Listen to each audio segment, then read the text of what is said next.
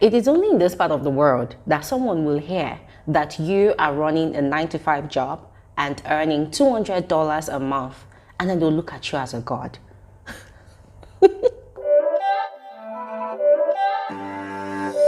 It's not a game, it's a rich thing.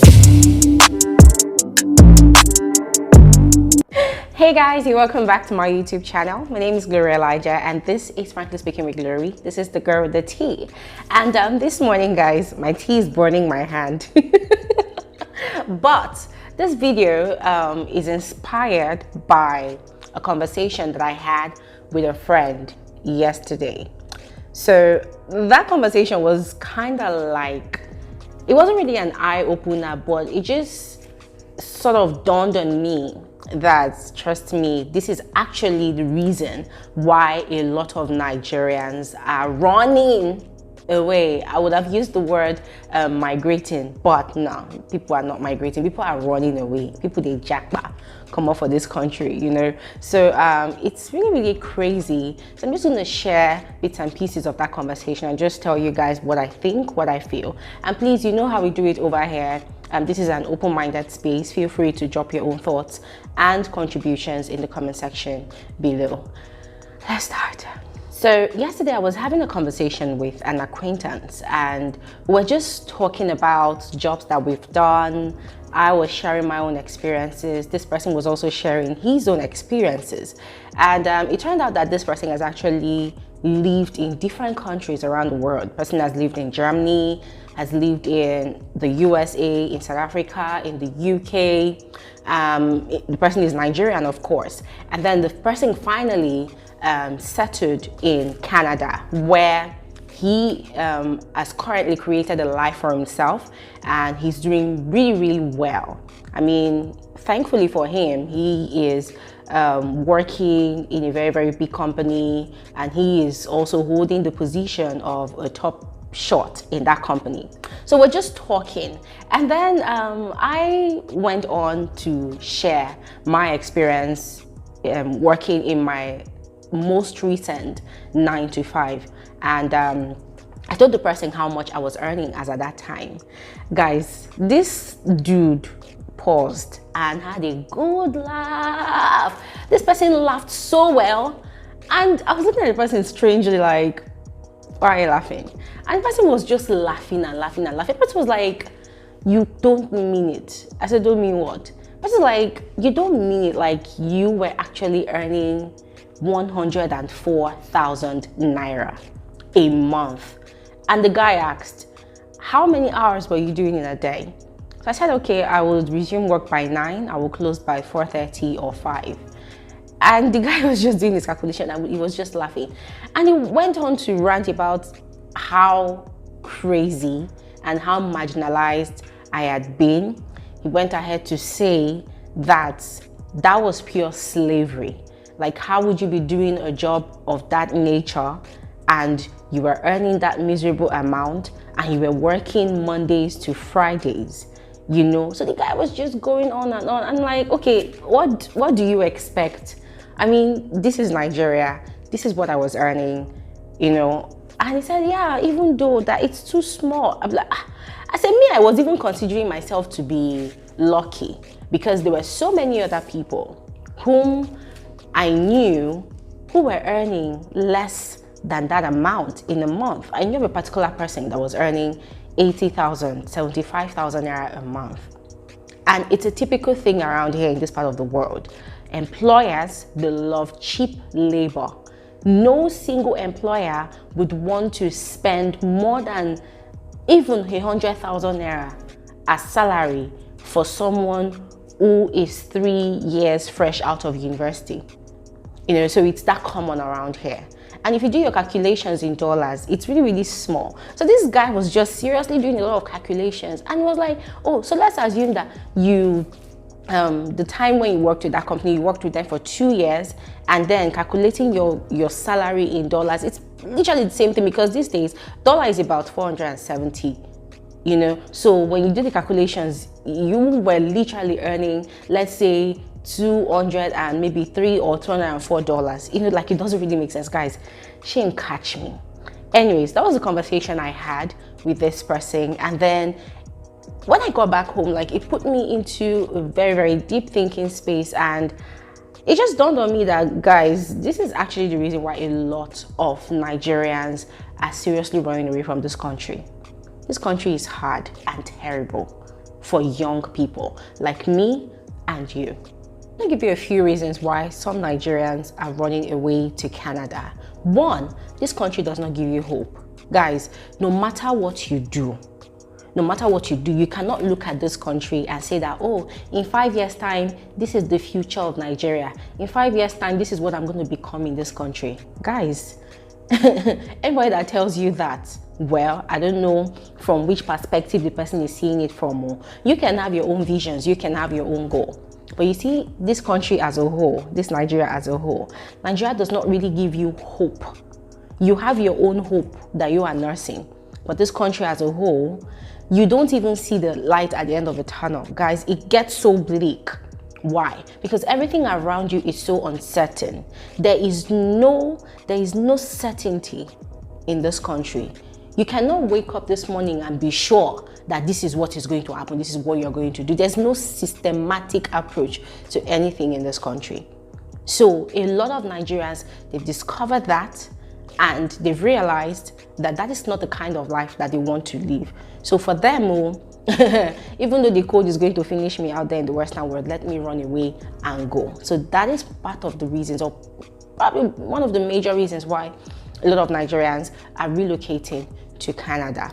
And the second reason is there's no functionality in this country. Let me just put it that way. There's no functionality. The healthcare system is crap. The educational system is crap. Guys, the transport system is horrible. It is worse. Electricity, it is zero. Healthcare system, why do you think our leaders always run away to the US, to the UK to go and do checkups? If they have a headache, Zoom, they just take their private jet and they're out. If anything happens to any of their family members, they're out of the country because they know that nothing works in this society. During the lockdown last year, guys, so many top short people in society died. And that was because the world was on a lockdown. There was no way that any of them could fly out of this country. So what happened? They were dropping down dead like chickens. No offense to anybody, but somehow a lot of people were actually glad that things like that happened, so that it would be an eye-opener for them to work on the structures in this country. But unfortunately, nothing is being done at all. Nothing is being done at all. So guys, that is for the healthcare system.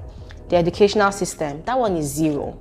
For those of you that have been reading the news or been following the news, guys, in Nigeria, ASU, I think they are the association that carries along all the lecturers in Nigeria from various institutions.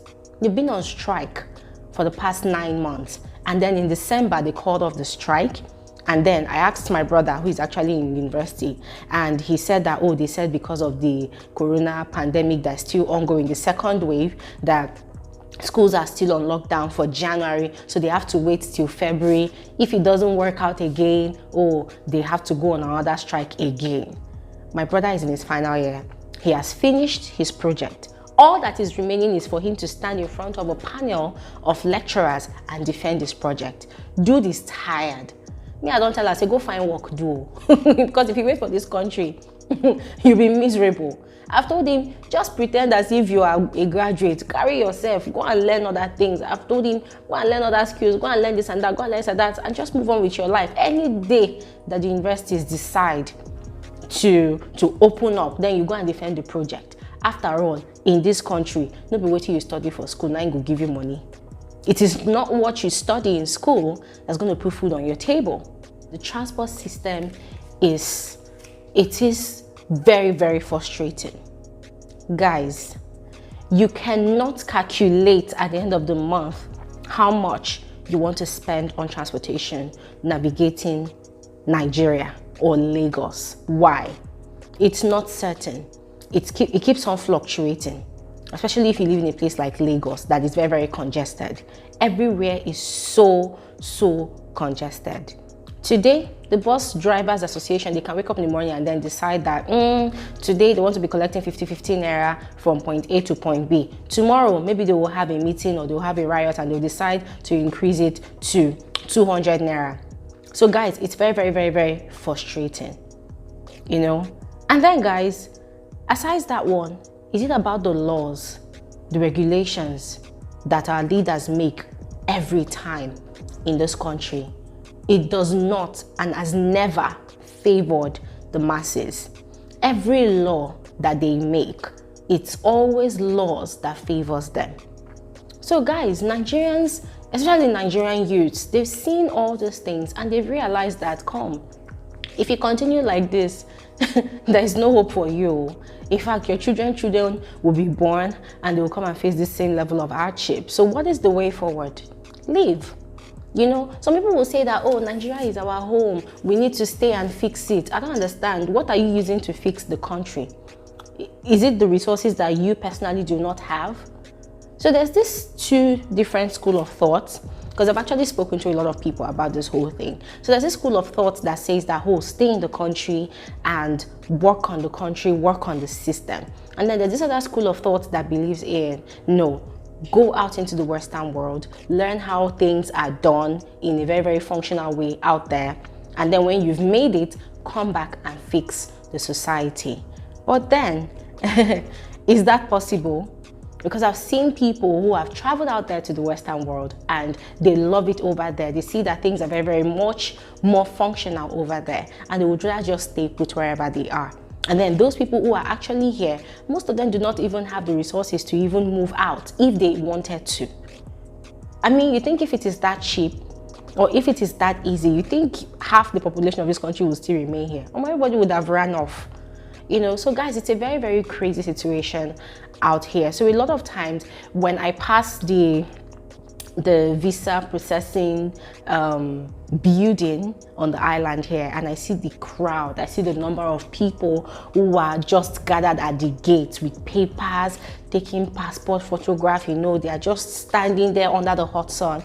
I don't blame them, because guys, when you live in a country like this and it messes up with your mind, then you will know why people are desperate to run off. Anyways guys, I'm sure a lot of you watching this video right now have your own experiences, you have your own stories to share, you have your own contributions. Please go ahead and do all of that in the comment section below. I look forward to reading from you guys. I look forward to knowing what's on your mind. That said, I will see you guys in another episode of Frankly Speaking with Glory. Have an amazing day. Bye.